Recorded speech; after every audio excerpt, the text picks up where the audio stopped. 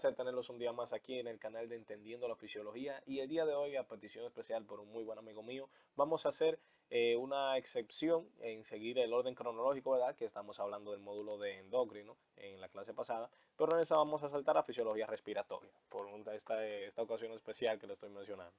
Nada, en el día de hoy la bibliografía utilizada fue la de Lee Sherwood, el libro de Fisiología Humana de su séptima edición, y el de confianza, el de siempre, que es el Tratado de Fisiología Médica de Guyton y Howe de su 14ª edición.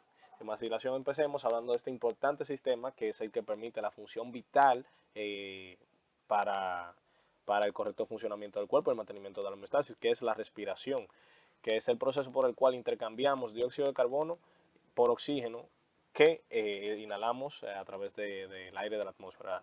Algo importante saber antes de adentrarnos en este tema es no confundir los términos de ventilación y respiración, que suelen ser erróneamente utilizados como iguales y no es así. Cuando hablamos de ventilación, estamos hablando del proceso mecánico por el cual cuando inspiramos, entramos aire en nuestro sistema respiratorio y entonces ahí ocurre la respiración, que la respiración es el proceso por el cual se intercambia el dióxido de carbono que va en la sangre, que ya es la sangre venosa, ¿verdad? Y ese dióxido de carbono sale o se desliga de la hemoglobina y entra el oxígeno.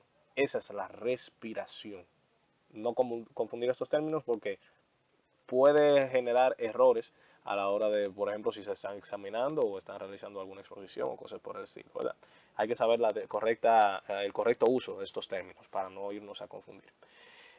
A su vez, también debemos tener en cuenta que vamos a tener lo que viene siendo una ventilación externa y ya lo que viene siendo la respiración interna, que la respiración interna viene siendo esos procesos por los cuales las células van utilizando ese oxígeno que les damos para realizar sus diversos procesos metabólicos y liberar el producto de desecho conocido como dióxido de carbono. Y también algunos otros productos de desecho, pero principalmente suele ser este. Y ya la externa, por la que ya mencioné, ¿verdad? Entonces, vamos a tener dos zonas importantísimas a la hora de mencionar cómo es el trayecto del aire que respiramos, ¿verdad? Y vamos a empezar por las zonas de conductancia, las zonas de conducción. Estas zonas van a ser las primeras en las cuales van a recibir el aire, empezando desde la cavidad nasal. En la nariz vamos a encontrar múltiples elementos que son importantes. Entre estos elementos que son muy importantes tenemos el moco.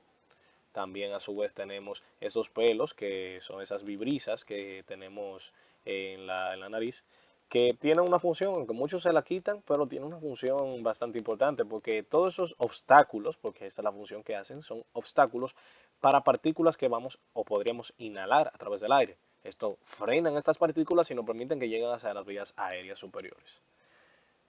O sea, dirigiéndose hacia las más inferiores, ¿verdad? Eso es lo que permite esto. El epitelio que vamos a encontrar en estas zonas es el epitelio estratificado no queratinizado. En la zona del vestíbulo nasal vamos a encontrar un epitelio plano estratificado queratinizado. ¿Por qué vamos a tener un epitelio plano estratificado queratinizado? Porque vamos a tener una transición entre piel a mucosa. Entonces es como un BS. Ya cuando nos adentramos más a la zona que es más mucosa, pues vamos a tener un epitelio plano estratificado no queratinizado. Para que se familiaricen con estos términos, que realmente en las anteriores presentaciones no lo he mencionado mucho, cuando hablamos de tipos de epitelio, normalmente los epitelios que conllevan mucha fricción, que van a necesitar mucha fricción, suelen ser epitelios planos estratificados, como por ejemplo el de la piel. ¿Qué pasa? Las zonas que son secas, vamos a ver que tienen plano estratificado queratinizado, como la piel que ya dije. Por eso en el vestíbulo nasal, cuando tenemos esa transición de piel ya a la mucosa, vamos a ir perdiendo paulatinamente esa cantidad de queratina que tenemos en este epitelio, pasando a tener un epitelio estratificado sin queratina, no queratinizado, para posteriormente pasar a lo que es conocido como el epitelio respiratorio, que es un epitelio pseudoestratificado, ciliado con células caliciformes. Cilíndrico pseudoestratificado con células caliciformes. Es un nombre un poco complejo, sí, lo sé, pero es importante saber esto, porque vamos a entender la lógica de las diversas secreciones mucosas que vamos a tener a nivel de todos estos conductos. Ya continuando, ya vamos a entrar a lo que viene siendo la nasofaringe, luego de pasar de la cavidad nasal, ¿verdad? Cabe destacar, vamos a tener múltiples cornetes nasales. ¿Qué hacen estos cornetes nasales? Esos cornetes nasales van a cumplir la función del calentamiento del aire, porque en estas zonas de conductancia, en estas zonas de conducción de aire, lo que va a ocurrir es el acondicionamiento del aire, porque el aire que respiramos así per se como tal, no es un aire que a la larga puede ser bueno respirarlo así, que llegar a esas vías inferiores tal cual. Debe ser acondicionado, debe ser humidificado, debe ser calentado para que no genere daño a nivel tisular en estas vías más bajas. Entonces, ya sabiendo esto, que este aire es acondicionado en todas estas zonas, pues vamos a continuar. Luego de pasar ya de la cavidad nasal, vamos a pasar a la nasofaringe. Estamos ya en la faringe. La faringe es un punto clave porque este es el punto de comunicación que existe entre dos grandes sistemas, el que estamos hablando el día de hoy, que es el sistema respiratorio, y también el sistema gastrointestinal. Esta zona la comparten. ¿Por qué es importante y clave el saber que estas zonas son compartidas? Es clave saber que estas zonas se compartan porque piensen qué ocurriría si un bolo alimenticio llega a centrar el sistema respiratorio. Sería una catástrofe total porque tendríamos o sea, nos asfixiaríamos prácticamente ya, tenemos una obstrucción bastante grande.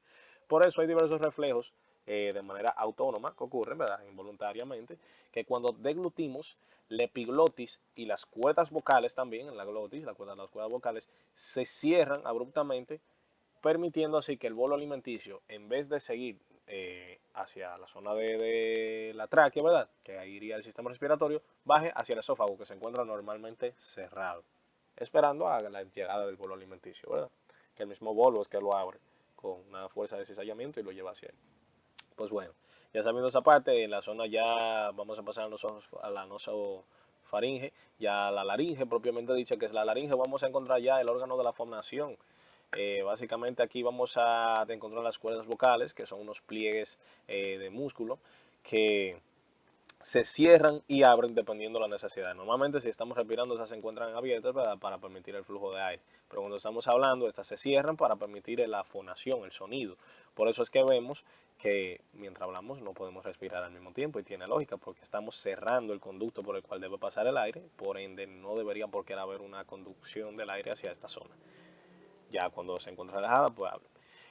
Algo interesante es ver que a medida de que estas dejan un pequeño espacio entre una y otra, pues pueden permitir que podamos hacer el susurro, que es lo que normalmente se ocurre en esas partes, que las cuerdas vocales van cada vez cerrándose y cerrándose y cerrándose y cerrándose más, y cuando están totalmente juntas es que podemos hablar normalmente. De lo contrario, pues entonces, si tiene solamente una ligera contracción, lo que vamos a es a susurrar. Entonces es importante esto. Ya ahora siguiendo con lo que viene siendo la tráquea, ya la tráquea viene siendo este órgano que vemos aquí, ya propiamente dicho es el que dará mediante múltiples divisiones ya las diversas unidades respiratorias. Y aquí vamos a pasar las vías respiratorias bajas. Entonces en la tráquea es una zona todavía de conductancia, por ende no va a haber un intercambio gaseoso, que es la función que se busca conseguir aquí, pero la tráquea va a seguir acondicionando el aire. ¿Y cómo vamos a seguir acondicionando el aire? Pues el aire se sigue acondicionando de una forma en la que vamos a tener diversos flujos. Vamos a tener un flujo laminar y un flujo turbulento de aire. La tráquea permite un flujo, como vemos que es recta, esta va a permitir un flujo más laminar, aunque se puede tener diversas turbulencias en la misma.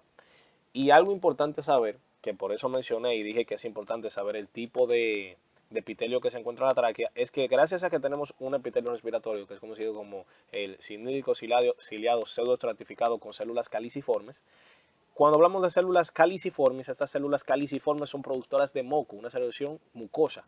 Eso permite mantener también humidificado este aire. Por eso también es importante y esta zona sigue preparando el aire para que llegue a las zonas debidas.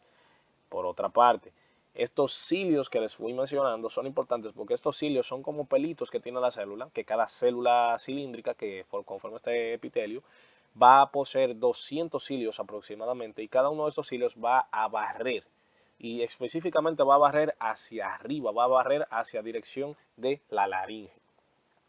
¿Por qué es importante saber que este epitelio va a barrer en dirección a la laringe? Porque este epitelio busca eliminar partículas que inhalamos en el aire, empujándolas hacia la laringe, para que cuando una vez lleguen aquí podamos toser y expulsarlas, básicamente. O por procesos ¿verdad? De exhalar ya puedan irse, así, pueden moverse con tanta facilidad. Esa es la función de esto. cada uno de estos cilios barre aproximadamente unas 10 o 20 veces por segundo, o sea que baten bastantes veces en un minuto, y es con este fin. Ya si bajamos un poco más, justamente en esta bifurcación de la tráquea, que es conocida como carina, se van a tener la división de los bronquios principales. A raíz de esto surgirán los bronquios secundarios y terciarios, siendo propiamente estos que vemos aquí, y ya luego los bronquiolos. Los bronquiolos todavía no realizan el intercambio gaseoso, no son estos. Entonces los bronquiolos que van a encontrarse ya, ¿verdad?, después de los bronquios terciarios, esos bronquiolos van a continuar y van a llegar hasta los bronquiolos terminales. Es aquí donde vamos a empezar a ver el intercambio gaseoso. No los terminales, sino los que vienen después, que son los bronquiolos respiratorios, y luego vemos los alveolos. Ese es el orden por el cual vamos a tener debidamente esta conducción del aire. Ya la zona respiratoria, como ya dije, es la zona en la que sí se puede realizar este intercambio gaseoso, siendo a partir de los bronquiolos respiratorios hasta los alveolos, donde podemos tener esta función. Algo importante saber es que a nivel de la tráquea vamos a encontrar un múltiple tejido cartilaginoso, vamos a encontrar cartílago, y vamos a encontrar hasta cierto punto músculo liso, pero no mucho en esta zona. Donde vamos a encontrar más músculo liso es mientras más vamos descendiendo, y a la vez que vamos teniendo más músculo liso, vamos perdiendo más cartílago, ya siendo en los bronquiolos o en los mismos bronquios, pero más en los bronquiolos es más prominente eso, que tenemos una ausencia prácticamente de cartílago, pero tenemos múltiple músculo liso. ¿Por qué es importante saber que tenemos múltiple músculo liso aquí? Porque esto nos permite saber diversas patologías o acciones por parte del sistema simpático o parasimpático, en los cuales tenemos broncoconstricción o broncodilatación. Creo que más adelante se explica esto. Bueno, veo que me salté bastantes partes aquí, ya lo expliqué en la otra diapositiva, pero a modo de resumen, pues ya saben que vamos a tener esas zonas de conducción que solamente van a acondicionar el aire.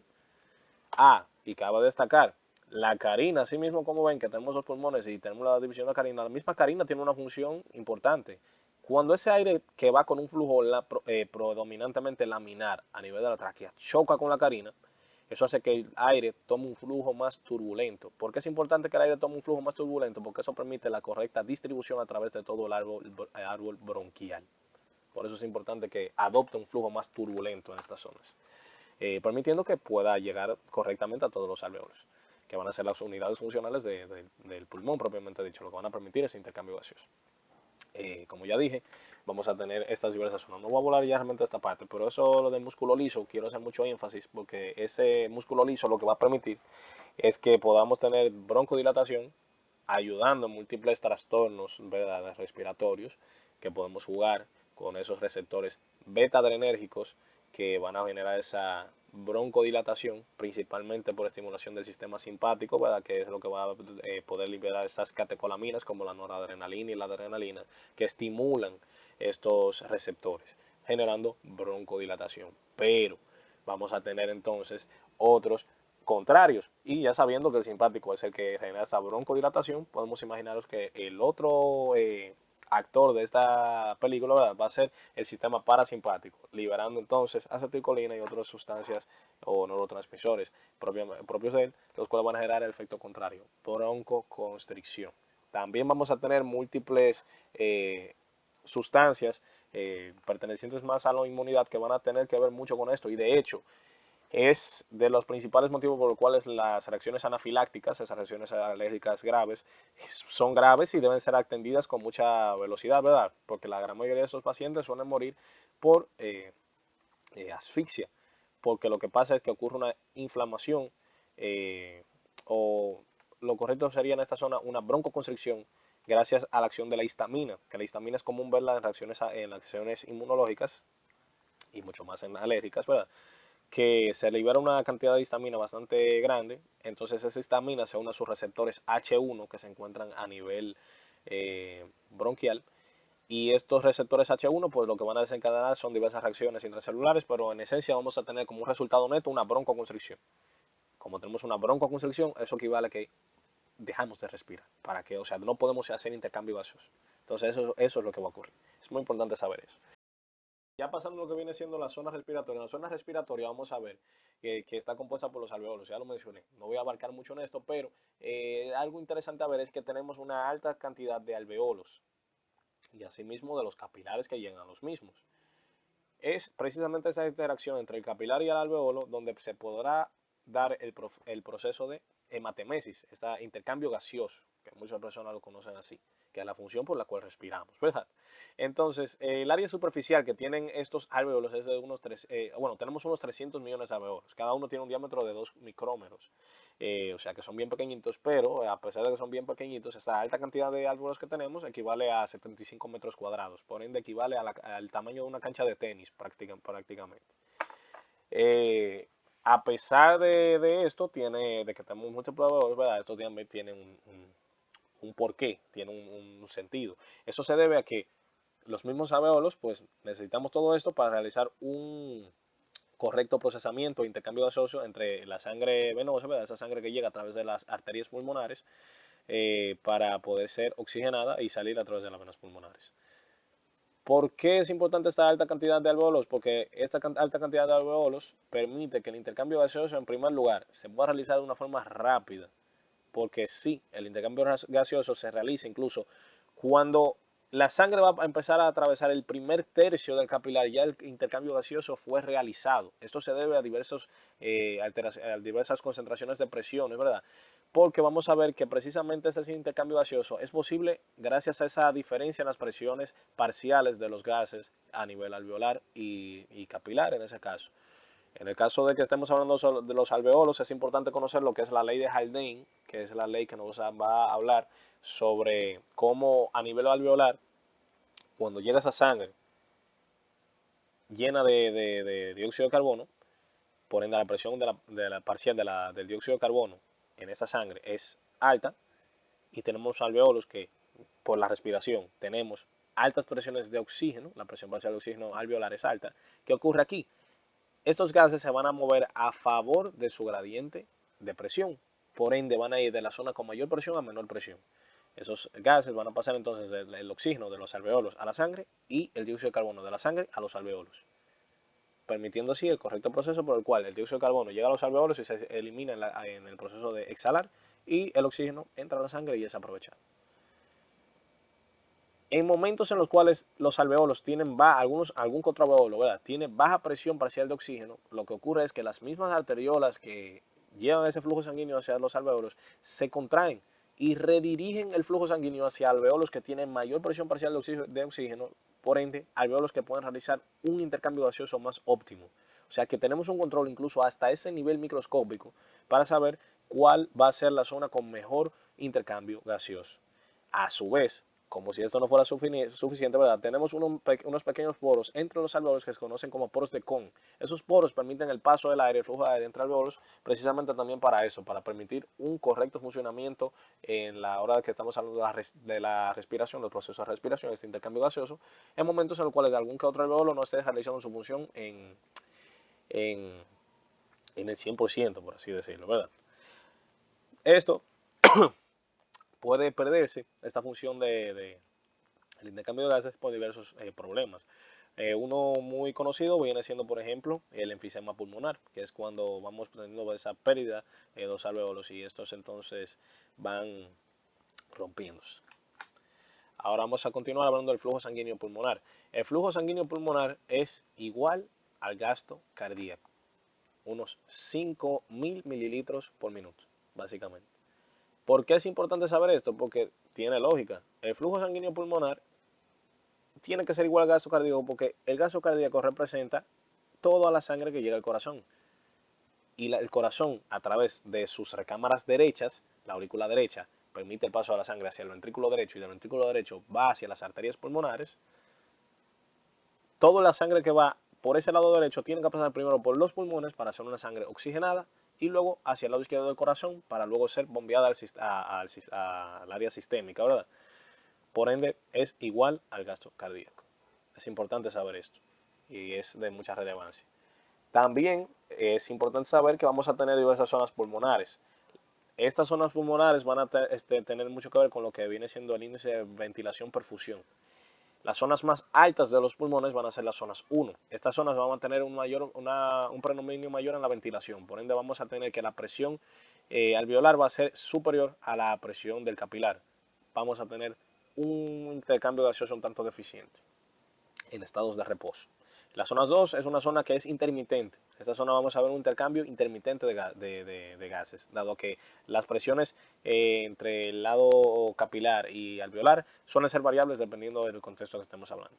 Y la zona 3 es la zona con mayor intercambio gaseoso porque es la zona más perfundida. Entonces es la zona en la que la ventilación perfusión está más óptima y por ende se puede realizar con mayor facilidad el intercambio gaseoso y esta es la que suele estar más activa en estados de reposo.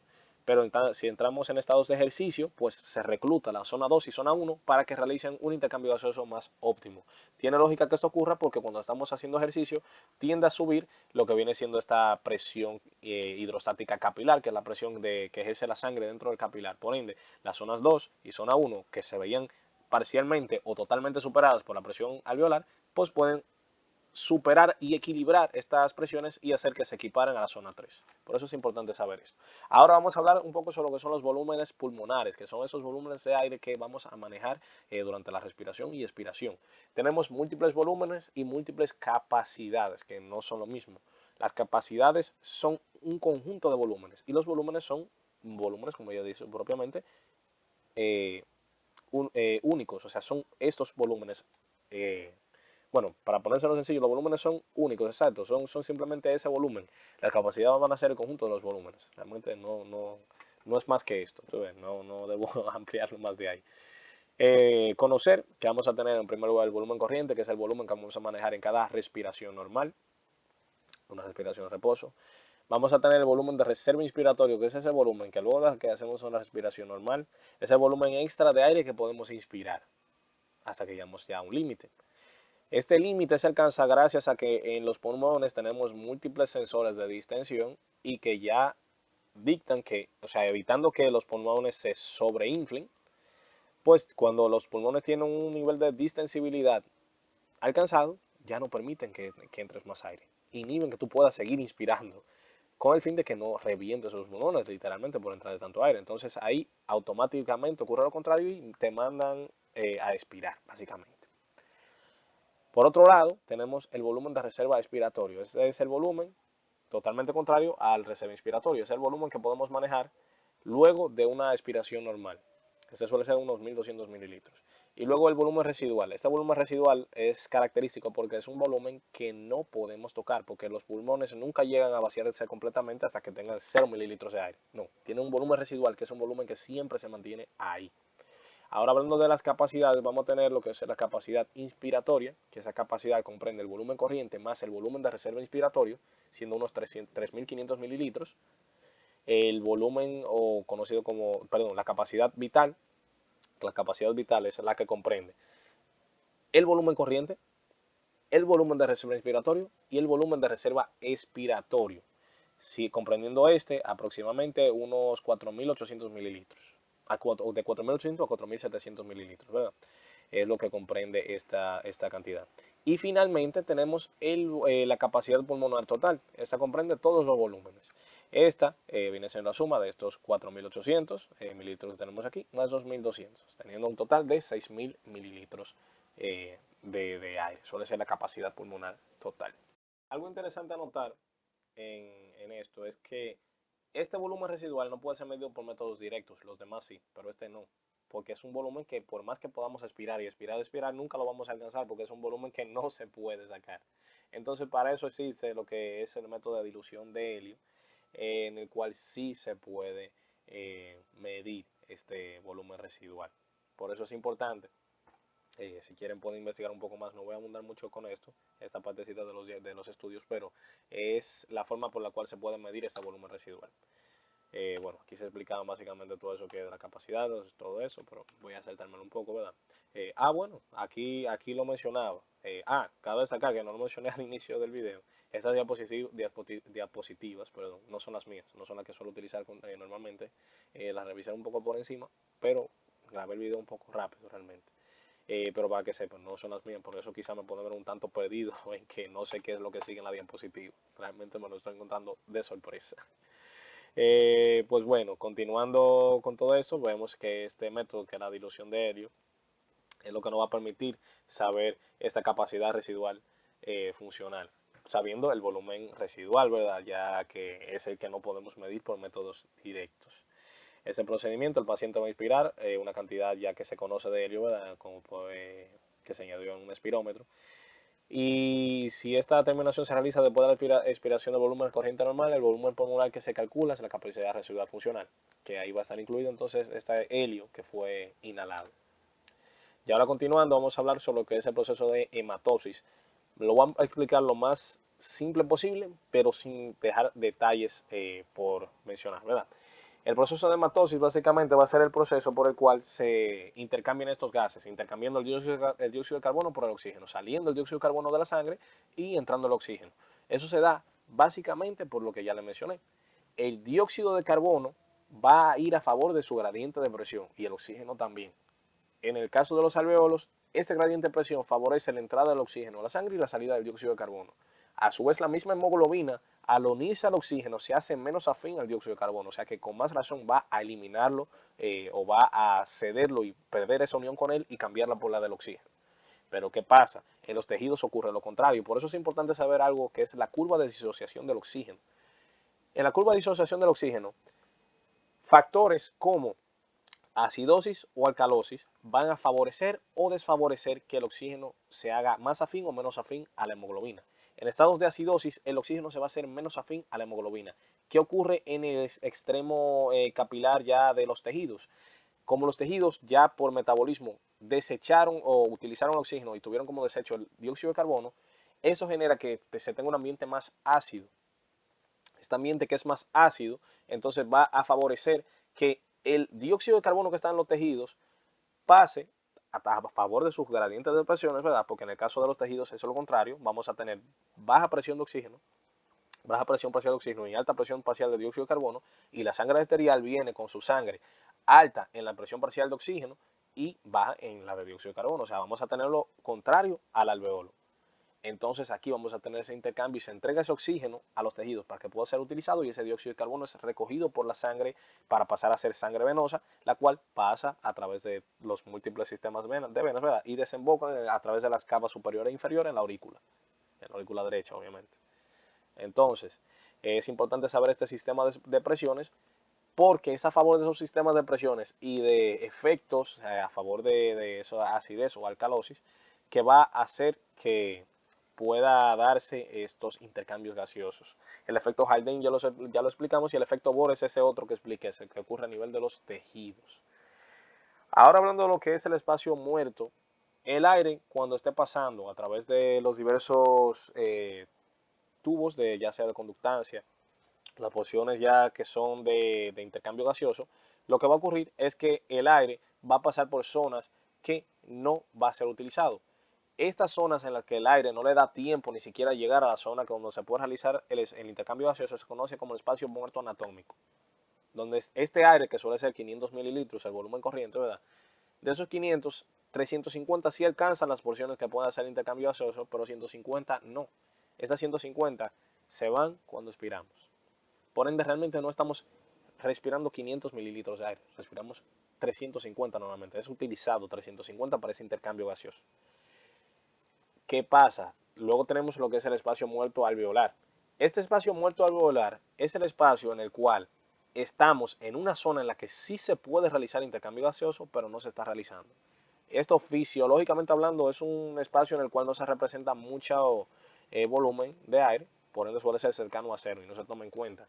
Y por eso se dice que el espacio muerto alveolar y el espacio muerto fisiológico son, el espacio muerto anatómico, perdón, y el fisiológico son similares, pero que tienen que saber esa diferencia.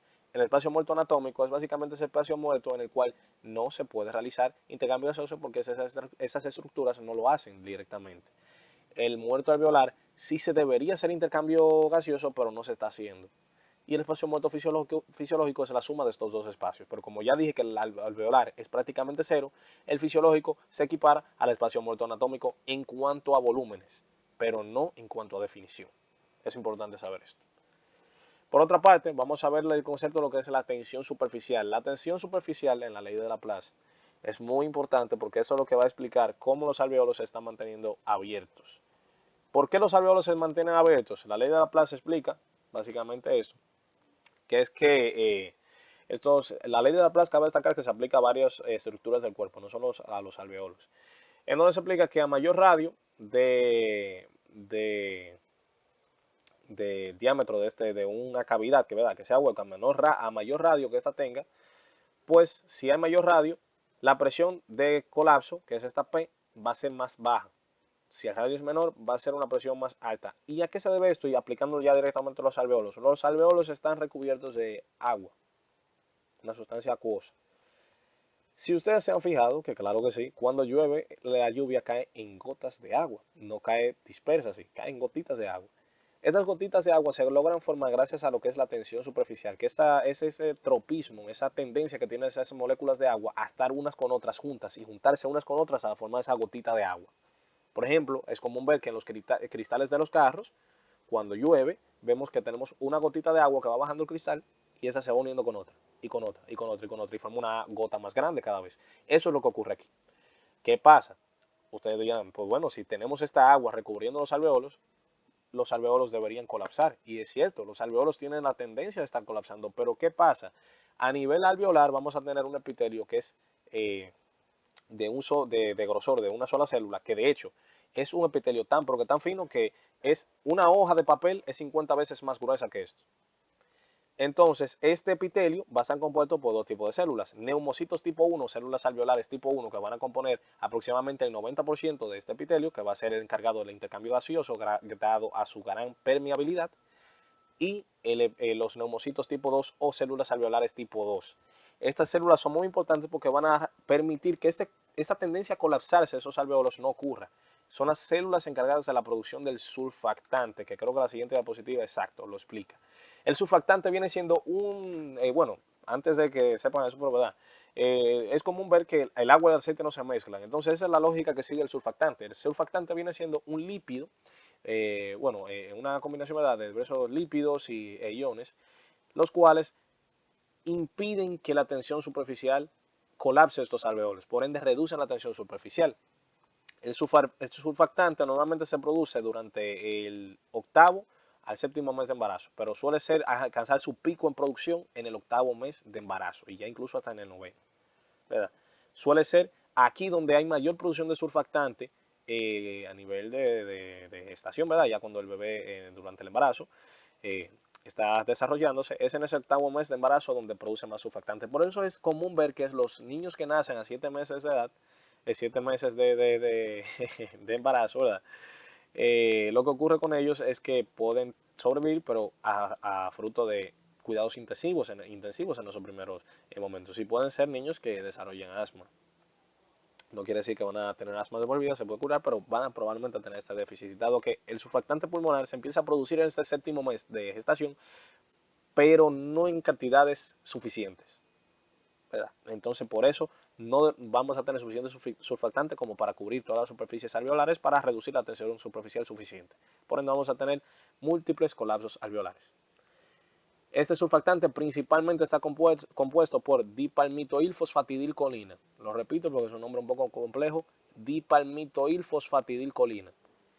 Este surfactante entonces es lo que es como que tengamos agua, ¿verdad? Esa superficie de agua alrededor del alveolo y él va a colocarse paralelo a cada molécula de agua, rompiendo esa capacidad que van a tener ellas como de compactarse y cerrar el alveolo, ¿verdad? Colapsarlo.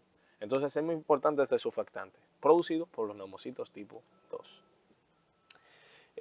Algo también que es de mucha relevancia, creo que ya casi estamos acabando, es que vamos a tener varios cambios de resistencia en las vías aéreas. Las vías con mayor resistencia van a ser la tráquea, esa es la donde vamos a ver una mayor resistencia.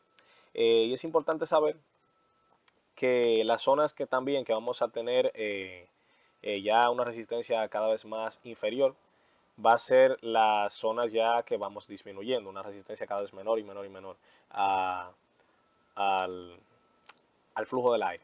¿Por qué es importante que en la tráquea tengamos este flujo con mucha resistencia al flujo? Es importante esto porque así también se genera los debidos procesos de acondicionamiento del aire. Si el aire pasara tan rápido que no tuviera resistencia alguna, pues no podría pasar suficiente tiempo como para que este pueda ser acondicionado y no generara daño a nivel alveolar.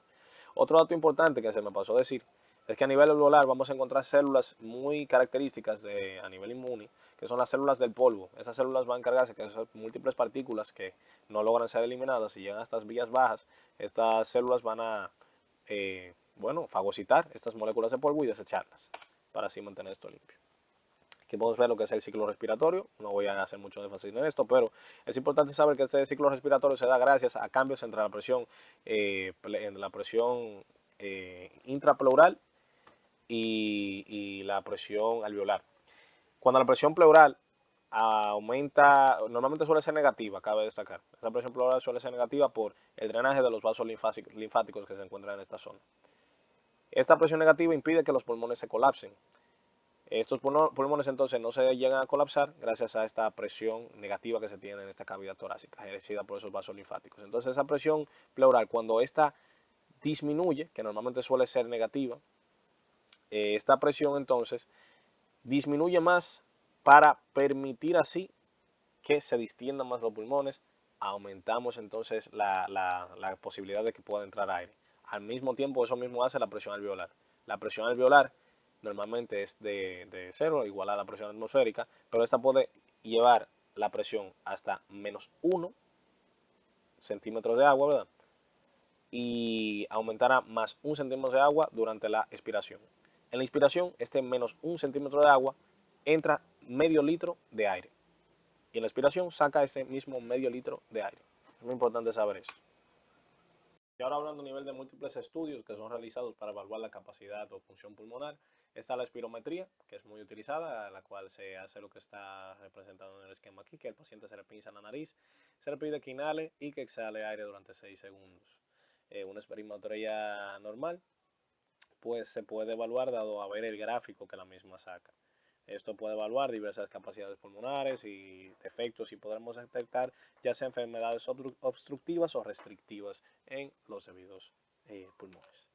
Luego vamos a hablar ahora aquí ya de una pequeña relación clínica con una patología como sea como tetanía muscular, que a pesar de que es una enfermedad que tiene que ver mucho con el músculo, sí tiene que va a alterar y puede afectar el sistema respiratorio, dado que esta puede generar múltiples espasmos, bueno, va a generar múltiples espasmos musculares y entre esos espasmos musculares los músculos abdominales y los costales pueden verse afectados.